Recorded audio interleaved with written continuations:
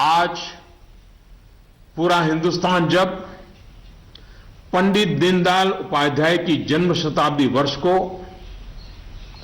गरीब कल्याण वर्ष के रूप में मना रहा है, तब बैंक भी लोकहित के, गरीब कल्याण के इस अवसर को हाथ से न जाने दे। हो सके उतना जल्दी लोकहित में उचित निर्णय करें और उचित कदम उठाएं। जब निश्चित लक्ष्य के साथ नीति बनती है, योजनाएं बनती हैं, तो लाभार्थी का सशक्तिकरण तो होता ही है, साथ साथ इसके तात्कालिक और दूरगामी फल भी अवश्य मिलते हैं। पाई पाई पर बारीक नजर रहती है और इससे अच्छे परिणामों की संभावना भी पक्की होती है। गांव, गरीब, किसान, दलित, पीड़ित, शोषित, वंचित और हमारी महिलाएं जितनी सशक्त होगी, आर्थिक रूप से अपने पैरों पर खड़ी होगी, देश उतना ही मजबूत बनेगा और विकास भी उतना ही तेज होगा। सबका साथ, सबका विकास, इस ध्येय वाक्य को चरितार्थ करने के लिए नववर्ष की पूर्व संध्या पर देश के 125 करोड़ नागरिकों के लिए सरकार कुछ नई योजनाएं ला रही है। दोस्तों, स्वतंत्रता के इतने साल बाद भी देश में लाखों गरीबों के पास अपना घर नहीं है। जब अर्थव्यवस्था में काला धन बढ़ा तो मध्यम वर्ग की पहुंच से घर भी खरीदना दूर हो गया था। गरीब, निम्न मध्यम वर्ग और मध्यम वर्ग के लोग घर खरीद सकें, इसके लिए सरकार ने कुछ बड़े फैसले लिए हैं। अब प्रधानमंत्री आवास योजना के तहत शहरों में इस वर्ग को नए घर देने के लिए 2 नई स्कीमें बनाई गई हैं। इसके तहत 2017 में घर बनाने के लिए 9 लाख रुपए तक के कर्ज पर ब्याज में 4% की छूट और 12 लाख रुपए तक के कर्ज पर ब्याज में 3% की छूट दी जाएगी। सरकार ने प्रधानमंत्री आवास योजना के तहत गांवों में बनने वाले घरों की संख्या को बढ़ा दिया है। यानी जितने घर पहले बनने वाले थे उससे 33% ज्यादा घर बनाए जाएंगे। गांवों के निम्न मध्यम वर्ग और मध्यम वर्ग के लोगों की जरूरतों को ध्यान में रखते हम एक नई योजना शुरू करने जा रहे हैं। 2017 में गांव में रहने वाले जो लोग अपने घर का निर्माण करना चाहते हैं या पुराने घर में कोई विस्तार करना चाहते हैं, 1-2 कमरे और बनाना चाहते हैं, ऊपर एक आध नई मंजिल बनाना चाहते हैं, उन्हें 2 लाख रुपए तक के ऋण में 3% ब्याज की छूट दी जाएगी। दोस्तों, बीते दिनों चारों तरफ ऐसा वातावरण बना दिया गया था कि देश की कृषि बर्बाद हो गई है। ऐसा वातावरण बनाने वालों को मेरे देश के किसानों ने करारा जवाब दिया है। पिछले वर्ष की तुलना में इस वर्ष रबी की बुआई में 6% ज्यादा वृद्धि हुई है। फर्टिलाइजर भी 9% ज्यादा उठाया गया है। सरकार ने इस बात का लगातार ध्यान रखा कि किसानों को बीज की दिक्कत ना हो, खाद की किल्लत ना हो, कर्ज लेने में परेशानी ना आए। अब किसान भाइयों के हित में कुछ और अहम निर्णय भी लिए गए हैं। डिस्ट्रिक्ट कोऑपरेटिव सेंट्रल बैंक और प्राइमरी सोसाइटी से जिन किसानों ने खरीफ और रबी की बुआई के लिए कर्ज लिया था, उस कर्ज के 60 दिन का ब्याज सरकार वहन करेगी और किसानों के खातों में ट्रांसफर करेगी। कोऑपरेटिव बैंक और सोसाइटी से किसानों को और ज्यादा कर्ज मिल सके, इसके लिए उपाय किए गए हैं। नाबार्ड ने पिछले महीने 21,000 करोड़ रुपए की व्यवस्था की थी। अब सरकार इसे लगभग 2 गुना करते हुए इसमें 20,000 करोड़ रुपए और जोड़ रही है। इस रकम को नाबार्ड कोऑपरेटिव बैंक और सोसाइटीज को कम ब्याज पर देगा और इससे नाबार्ड को जो आर्थिक नुकसान होगा उसे भी सरकार वहन करेगी। सरकार ने यह भी तय किया है कि अगले 3 महीने में 3 करोड़ किसान क्रेडिट कार्डों को रुपे कार्ड में बदला जाएगा। किसान क्रेडिट कार्ड में एक कमी यह थी कि पैसे निकालने के लिए बैंक जाना पड़ता था। अब जब किसान क्रेडिट कार्ड को रुपे कार्ड में बदल दिया जाएगा तो किसान कहीं पर भी अपने कार्ड से खरीद बिक्री कर पाएगा। भाइयों और बहनों, जिस प्रकार देश की अर्थव्यवस्था में कृषि का महत्व है, उसी प्रकार विकास और रोजगार के लिए लघु और मध्यम उद्योग, जिसे एमएसएमई भी कहते हैं, इसका भी महत्वपूर्ण योगदान है। इस बात को ध्यान में रखते हुए सरकार ने इस क्षेत्र के लिए कुछ निर्णय लिए हैं जो रोजगार बढ़ाने में सहायक होंगे। सरकार ने तय किया है कि छोटे कारोबारियों के लिए क्रेडिट गारंटी 1 करोड़ रुपए से बढ़ाकर 2 करोड़ रुपया करेगी। भारत सरकार एक ट्रस्ट के माध्यम से बैंकों को ये गारंटी देती है कि आप छोटे व्यापारियों को लोन दीजिए, गारंटी हम लेते हैं। अब तक यह नियम था कि 1 करोड़ रुपए तक के लोन को कवर किया जाता था। अब 2 करोड़ रुपए तक का लोन क्रेडिट गारंटी से कवर होगा। एनबीएफसी यानी कि नॉन बैंकिंग फाइनेंशियल कंपनी से दिया गया लोन भी इसमें कवर होगा। सरकार के इस फैसले से छोटे दुकानदार, छोटे उद्योगों को ज्यादा कर्ज मिलेगा। गारंटी का खर्च केंद्र सरकार द्वारा वहन करने के कारण इन पर ब्याज दर भी कम होगी। सरकार ने बैंकों को यह भी कहा है कि छोटे उद्योगों के लिए कैश क्रेडिट लिमिट को 20% से बढ़ाकर 25% करें।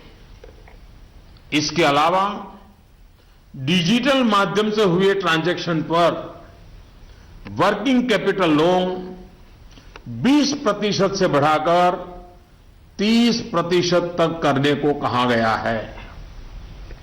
नवंबर में इस सेक्टर से जुड़े बहुत से लोगों ने कैश डिपॉजिट किया है।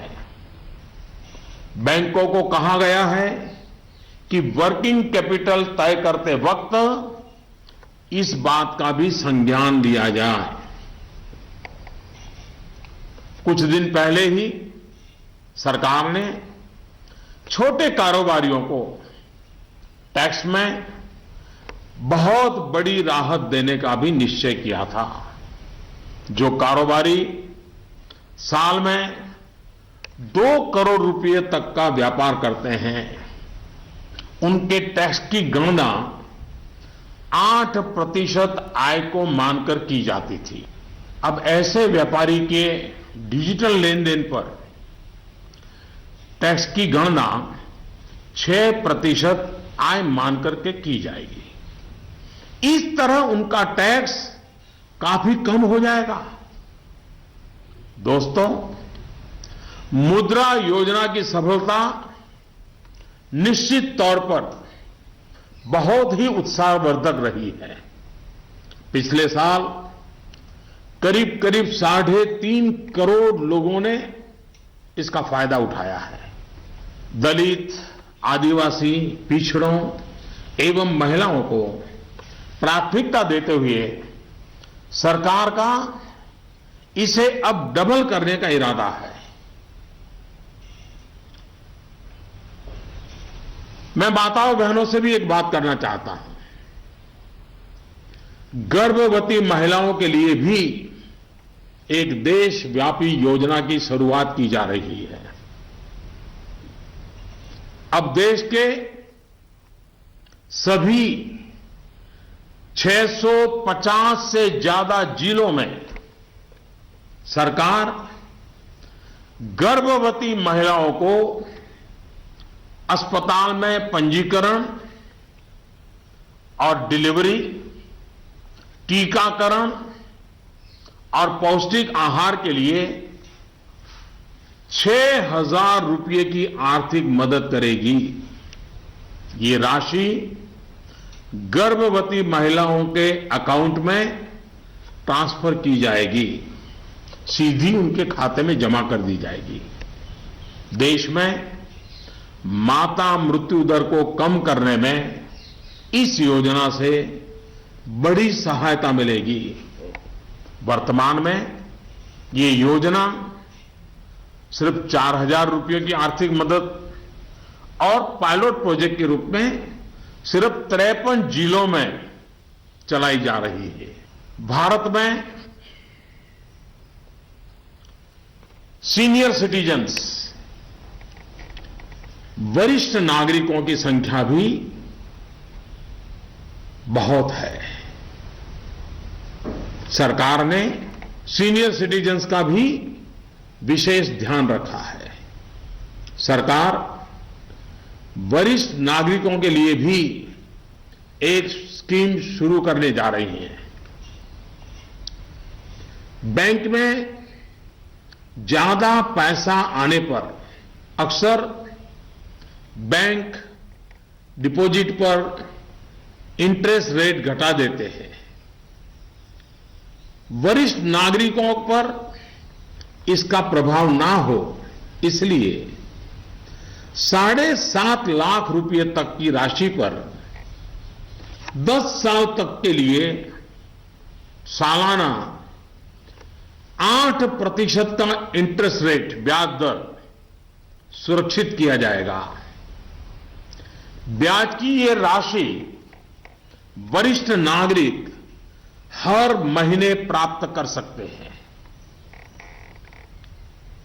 भ्रष्टाचार, कालाधन की जब भी चर्चा होती है तो राजनेता, राजनीतिक दल, चुनाव का खर्च, ये सारी बातें चर्चा के केंद्र में रहती है। अब वक्त आ चुका है कि सभी राजनेता और सभी राजनीतिक दल देश के ईमानदार नागरिकों की भावनाओं का आदर करें,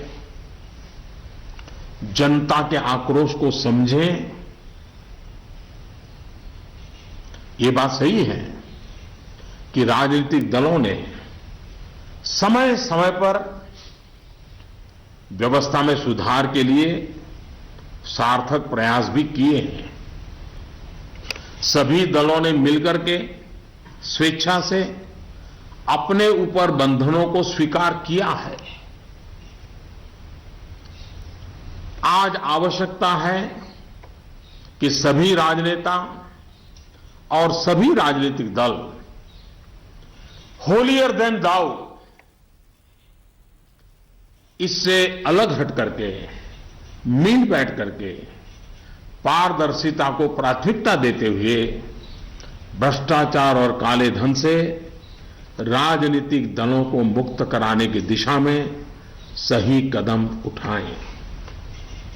हमारे देश में सामान्य नागरिक से लेकर के राष्ट्रपति जी तक सभी ने लोकसभा, विधानसभा का चुनाव साथ साथ कराए जाने के बारे में कभी न कभी कहा है। आए दिन चल रहे चुनावी चक्र, उससे उत्पन्न आर्थिक बोझ तथा प्रशासन व्यवस्था पर बने बोझ से मुक्ति पाने की बात का समर्थन किया है। अब समय आ गया है कि इस पर बहस हो, सार्थक बहस हो और रास्ता खोजा जाए। हमारे देश में हर सकारात्मक परिवर्तन के लिए हमेशा स्थान रहा है। अब डिजिटल लेन देन, ऑनलाइन पेमेंट या ई पेमेंट को लेकर के समाज में काफी सकारात्मक परिवर्तन देखा जा रहा है। ज्यादा से ज्यादा लोग इससे जुड़ रहे हैं। कल ही सरकार ने बाबा साहेब भीमराव अंबेडकर के नाम पर डिजिटल ट्रांजैक्शन के लिए पूरी तरह एक स्वदेशी प्लेटफॉर्म भीम लॉन्च किया है। भीम यानी भारत इंटरफेस फॉर मनी। मैं देश के युवाओं से, व्यापारी वर्ग से, किसानों से आग्रह करता हूं कि भीम से ज्यादा जुड़े। साथियों, दिवाली के बाद जो घटनाक्रम रहा, निर्णय हुए, नीतियां बनी, इनका मूल्यांकन अर्थशास्त्री तो करेंगे ही, लेकिन अच्छा होगा कि देश के समाजशास्त्री, इतिहासविद भी इस पूरे घटनाक्रम, निर्णय और नीतियों का मूल्यांकन करें। एक राष्ट्र के रूप में भारत का गांव, गरीब, किसान, युवा, पढ़े लिखे, अनपढ़, पुरुष, महिला, सबने अप्रतिम धैर्य और लोक शक्ति का दर्शन कराया है। कुछ समय के बाद 2017 का नया वर्ष प्रारंभ होगा। आज से ठीक 100 साल पहले 1917 में महात्मा गांधी के नेतृत्व में चंपारण में पहली बार सत्याग्रह का आंदोलन आरंभ हुआ था। इन दिनों हमने देखा कि 100 वर्ष के बाद भी हमारे देश में सच्चाई और अच्छाई के प्रति सकारात्मक संस्कार का मूल्य है। आज महात्मा गांधी नहीं है, परंतु उनका यह मार्ग जो हमें सत्य का आग्रह करने के लिए प्रेरित करता है, वह सर्वाधिक उपयुक्त है। चंपारण सत्याग्रह की शताब्दी के अवसर पर हम फिर एक बार महात्मा गांधी का पुण्य स्मरण करते हुए सत्य के आग्रही बनेंगे तो सच्चाई और अच्छाई की पटरी पर आगे बढ़ने में कोई कठिनाई नहीं आएगी। भ्रष्टाचार और काले धन के खिलाफ इस लड़ाई को हमें रुकने नहीं देना है। सत्य का आग्रह संपूर्ण सफलता की गारंटी है। 125 करोड़ का देश हो, 65% जनसंख्या 35 साल से कम उम्र के नौजवानों की हो, साधन भी हो, संसाधन भी हो और सामर्थ्य में कोई कमी ना हो, ऐसे हिंदुस्तान के लिए कोई कारण नहीं है कि हमारा देश अब पीछे रह जाए। नववर्ष की नई किरण नई सफलताओं का संकल्प लेकर के आ रही है। आइए हम सब मिलकर चल पड़े, बाधाओं को पार करते चले, एक नए उज्जवल भविष्य का निर्माण करें। बहुत बहुत धन्यवाद। जय हिंद।